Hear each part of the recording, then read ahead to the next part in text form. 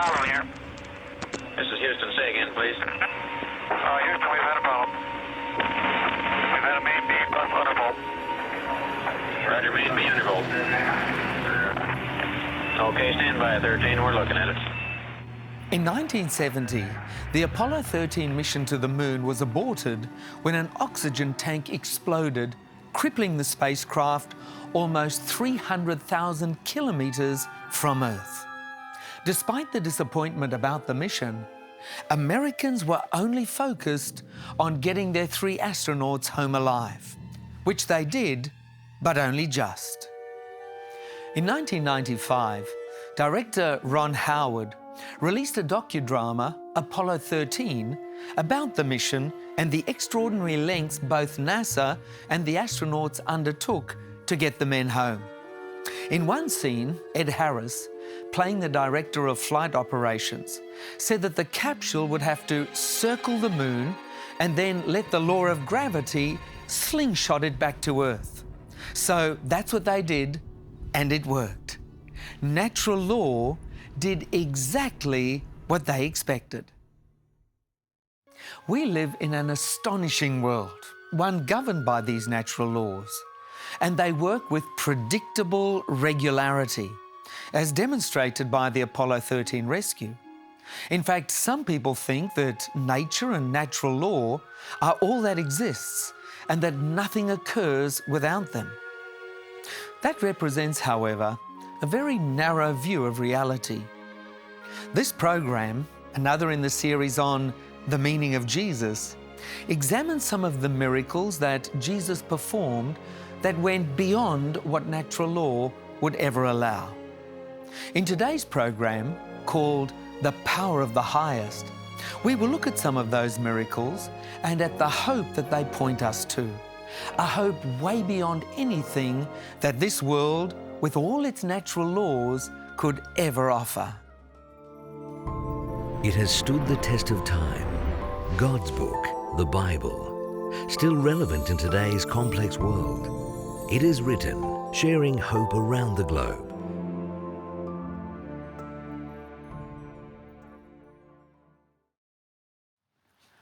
One of the most famous men in history was the physicist Albert Einstein. He's been on the cover of Time magazine many times and was elected by Time as the person of the century. His name has become synonymous with brilliance and genius and coined the phrase, "He's no Einstein," when referring to someone's lack of intelligence. Yet, for all his fame, most people are unaware of his actual contribution to what we now understand of physics and natural law. Did you know his greatest achievements were the theories of special relativity and then 10 years later, general relativity?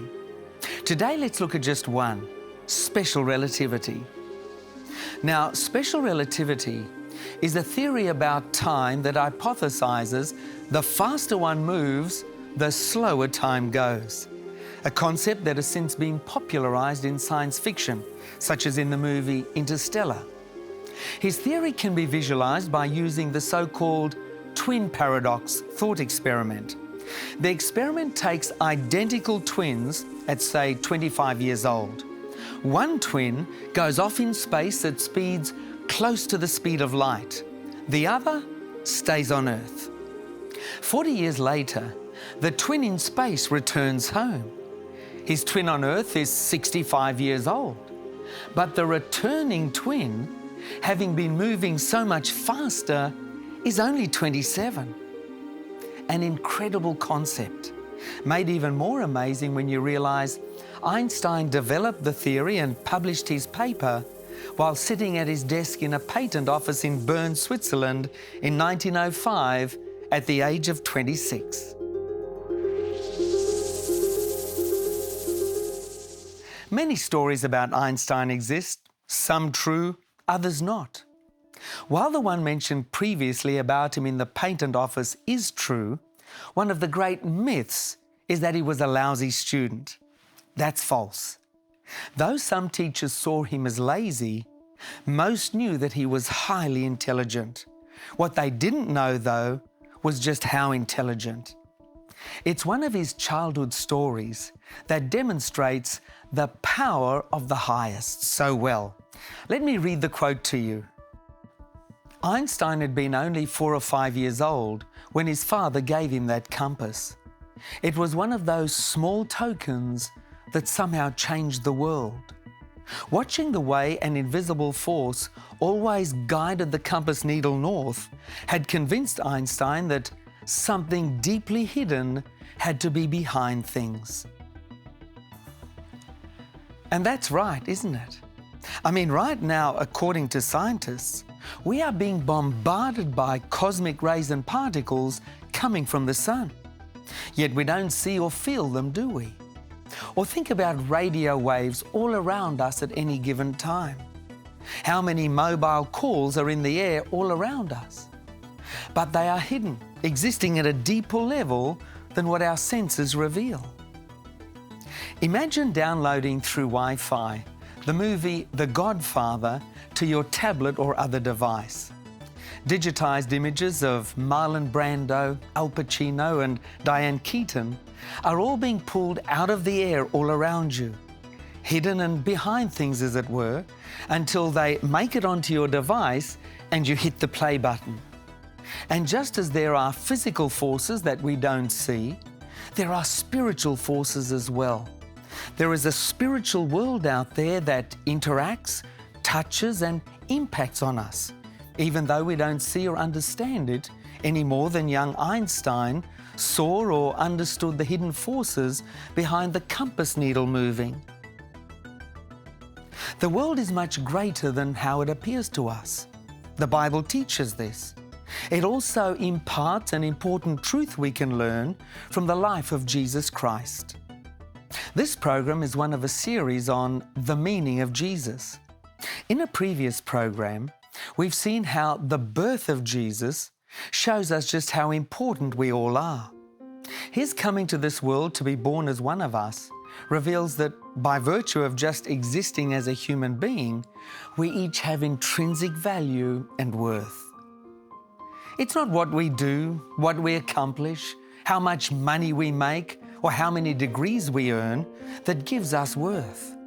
No, it's who we are as human beings, made in the image of God, which makes us immeasurably valuable. That is why Christ, the divine God himself, came to our world and lived as one of us. He didn't come as a dog, a horse, or a lion. He came as a person, like you and me. Simply by his birth, Jesus proved that every human being is of great value to God.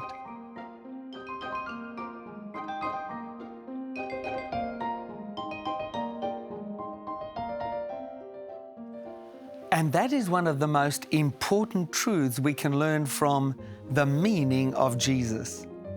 But today I want to look at another truth that we can learn from him, and that is there is hope out there for all of us, far more than meets the eye. So what does this mean? Well, let's return to the birth of Jesus. Look at how an angel came to a young virgin Jewish girl and told her she was pregnant. And what did she say in response? Well, notice what we find in Luke chapter 1, verses 34 and 35. Then Mary said to the angel, "How can this be, since I do not know a man?"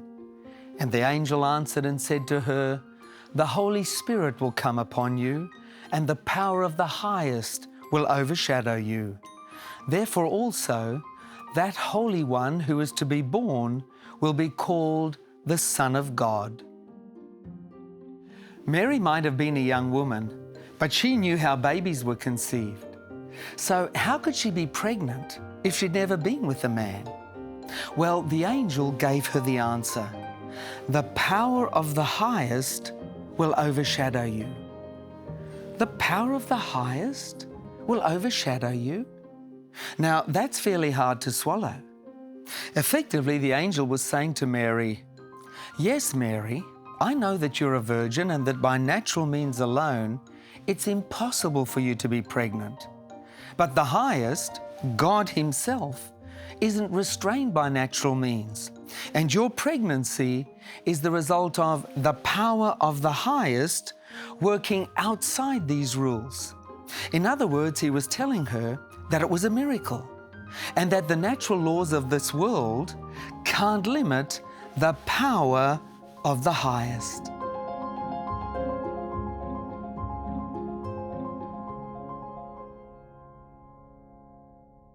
Almost everyone knows the story of Isaac Newton sitting under an apple tree and an apple falling on his head. From this event, he begins to theorize gravity. Of course, it's a lot more complicated than just being hit by an apple. If you look at his work, you would see that it contains an enormous amount of maths and formulas. In fact, if you look at books on astronomy, physics, or engineering, you see the same thing. And it's these formulas that are used to calculate and explain natural laws. They describe how nature works. All around us we see nature and natural laws. We know the time of the sunrise and sunset because of natural laws. We know the tides, the phases of the moon, even eclipses, because we have observed these events for millennia and recorded them. Birds migrate at certain times of the year. Water boils at specific temperatures, and the speed of light is always 300,000 kilometers per second. You can see these laws more personally too. If someone binge drinks and wakes up the next day sick, we know why. The Irish have a joke about hangovers. "Oh, you must have gotten a dirty glass." It's a nice try, but that's not what happened. Natural law kicked in instead. Excessive alcohol is unhealthy for our bodies. And when you binge drink, you get sick, almost as certain as the sun rising in the morning. No question, nature and natural laws are a foundation of our existence. Without them, we couldn't exist as we do. And many believe, and I'm one of them, that God created these natural laws. The Apostle Paul, talking about God, said in Acts chapter 17, verses 25 and 26, "He gives to all life, breath, and all things, and in Him we live and move and have our being." Yes, the precision and complexity found in nature, from the physics of the sun to the precise function of cells in our bodies, are all expressions of the natural laws that God has created, and they are the means by which He sustains us. But I have to add the most important point. Although God created these laws, this doesn't mean He is bound to make the natural world always follow them. We can look at a biological process that always follows natural law, like how a baby grows in its mother's womb. That's as natural a process as they come. Yet with the birth of Jesus, the process right back at the conception level was superseded by something greater than nature, the power of the highest. That's how, contrary to nature and natural laws that govern this planet, a virgin became pregnant and gave birth. And what this should say to us is that the same God who created that set of natural laws and processes will still go outside them. And this is what is known as a miracle.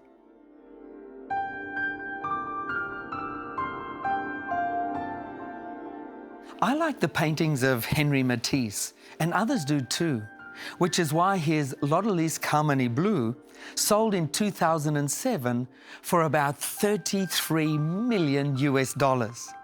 Now let me ask, wasn't Matisse himself greater than his painting?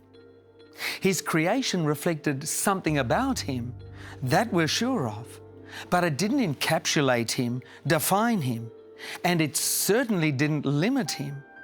He was greater than all the elements he used to create that painting.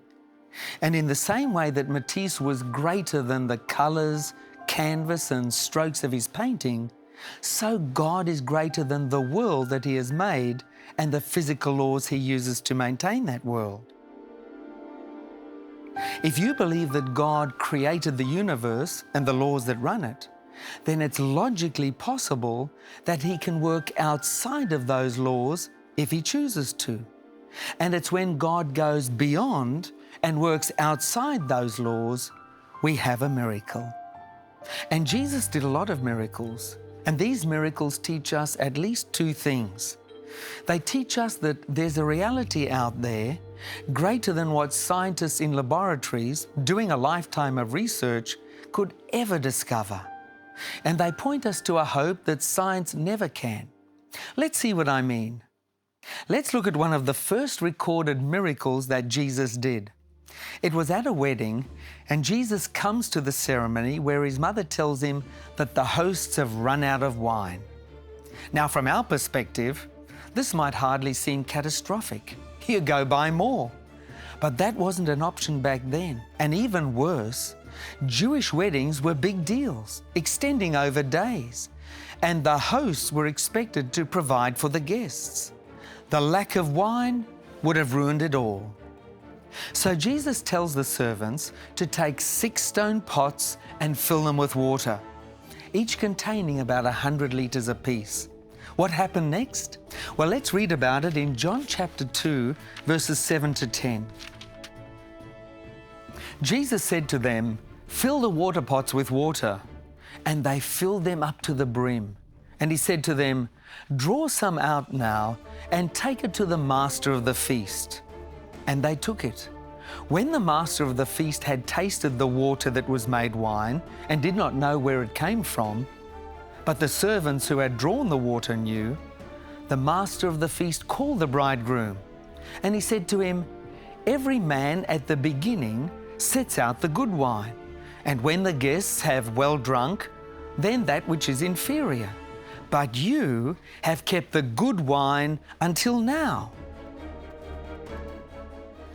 Now, you don't need a doctorate in physics to know that water just by itself cannot turn into wine. If you let the water sit for 1,000,000 years, it wouldn't turn into wine. No natural process will ever make that happen. Yet, according to this story, Jesus instantly made this water into wine, good wine too. And He did it in defiance of all the laws of nature. That's the power of the highest. Though creating these laws, God is not limited or bound by them. Another time, Jesus had gone to a secluded place, but people followed Him. More than 5,000, the Bible tells us. That's a big crowd. As the day progressed, the people started getting hungry. So Jesus' disciples told Him to send the crowd away so that they could go into the villages to buy food. Matthew chapter 14, verses 16 to 21 tells us what happened next. But Jesus said to them, "They do not need to go away. You give them something to eat." And they said to Him, "We have here only 5 loaves and 2 fish." He said, "Bring them here to me." Then He commanded the multitudes to sit down on the grass. And He took the 5 loaves and the 2 fish, and looking up to heaven, He blessed and broke and gave the loaves to the disciples, and the disciples gave to the multitudes. So they all ate and were filled. And they took up 12 baskets full of the fragments that remained. Now those who had eaten were about 5,000 men, besides women and children. Now that's astounding. Thousands of people fed with 5 loaves of bread and 2 fish? From a human and scientific perspective, by the rules that govern natural law, this is impossible. It just can't be done. And yet Jesus did do it. Yet it was done.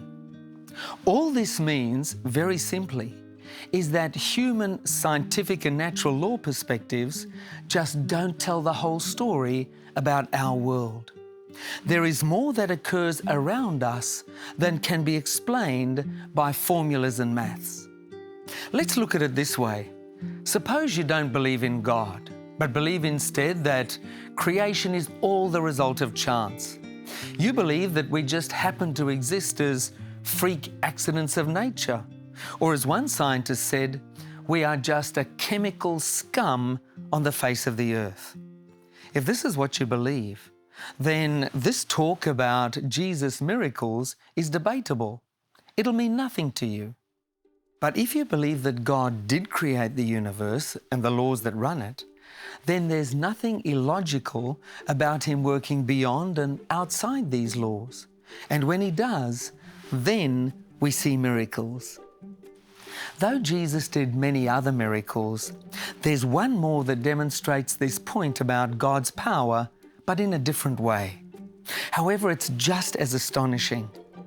After receiving hostile questions about whether or not Jesus and Peter paid the temple tax, notice what Jesus said to Peter in Matthew chapter 17 and verse 27. Nevertheless, lest we offend them, go to the sea, cast in a hook, and take the fish that comes up first. And when you have opened its mouth, you will find a piece of money. Take that and give it to them for me and you. Can you imagine that? To throw a fishing line into the water, and then in the first fish you catch, you will find the precise amount of money to pay the tax for them both? How could this happen? How do we explain this by natural means? Well, we can't, because it wasn't a natural act. It was supernatural, a miracle. It was an example of the power of the highest, going beyond anything we can grasp or understand about how our world works. Yes, these miracles tell me more exist to reality than we can begin to imagine. Albert Camus was a French writer. He lived during World War II and after. I've talked about him on this program before because he asked some very pertinent questions about the meaning of life. Now, listen to this one line because it captures so much of what I want to say today with this program about the miracles of Jesus. Here's what Albert Camus wrote. This world has a higher meaning that transcends its worries, or nothing is true but these worries. He's saying that unless there is something that goes beyond this world's realities and worries, then nothing can be true but these worries. And I think that Camus is right. So what I am saying here is that Jesus and the miracles that He performed show us that yes, there is something higher, something that transcends this world, its worries and its physical limitations. The miracles of Jesus point to a truth greater than the world itself and its natural laws. They point us to God, who through Jesus offers us a hope beyond our reality. These miracles point us to the God who promises us a new life and new existence, not just now, but for eternity. Jesus' miracles weren't for show. They were to point us to reality beyond what our senses can experience and our most brilliant scientists can calculate. What Jesus showed us is that miracles absolutely do exist. Now, I'm not saying that if you accept Jesus, all sorts of miracles are guaranteed to occur, but that's not what it's all about. What it's about is that if you accept Jesus into your life, you will know that you do indeed inhabit a world much higher and deeper than what meets the eye. Thanks to the power of the highest, God Himself, you can have reasons, good reasons, to cling to a hope that you never had before. A hope that will take you beyond this world, its natural laws and its worries. Why wait? Jesus is ready for you to accept Him into your life now. And God alone knows what miracles might await you if you do. Why not make that decision right now as we pray? Dear Heavenly Father, I thank You for the miracles of Jesus and the hope that they point us to. May we all reach out in faith, claim Your promises for ourselves, and experience the hope that you offer us all. We pray this in Jesus' name. Amen. There are many different theories about history. Historians are divided on the answer. One view is called the great man theory. It's the idea that a powerful personality arises who changes the course of history. One generally thinks of people like Alexander the Great, Caesar Augustus, Charlemagne, Napoleon, or even Hitler. For good or for evil, these men have changed history. But they all have one thing in common.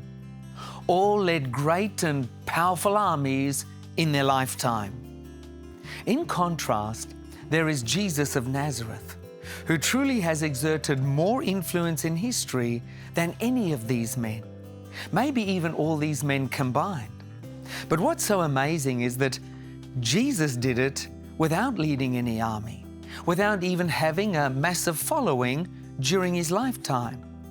Indeed, when he died, he had only a small, faithful group of men and women who believed in him. And yet, even today, his influence remains long after the influence of others that have faded. Do you want to learn more about this amazing man and how remarkable his life was? If so, I'd like to send you a free Secrets of Prophecy booklet called Mystery Man. Check it out. No gimmicks, no hard sell. This is an opportunity to expand your horizons and to learn about the most influential man in all history. You might be surprised by what you discover. Here's the information you need. Phone 1300 300 389 or phone 0800 It Is Written to request today's free offer, and we'll send you this easy-to-read and inspirational book totally free of charge and with no obligation. So don't delay. Phone 1300 300 389 or phone 0800 It Is Written. If you'd like to support this ministry, please send your donations to PO Box 1115 Wahroonga, New South Wales 2076, Australia, or PO Box 76137 Manukau City, Auckland, New Zealand. So don't delay. Call 1300 300 389 or 0800 It Is Written to request today's free offer. Call us now. If you've been inspired by this week's program, be sure to join us again next week, when It Is Written will present another new and thought-provoking perspective on the peace, insight, understanding and hope that only the Bible can give us. It Is Written truly is television that changes lives. Until next week, remember, it is written, man shall not live by bread alone, but by every word that proceeds out of the mouth of God.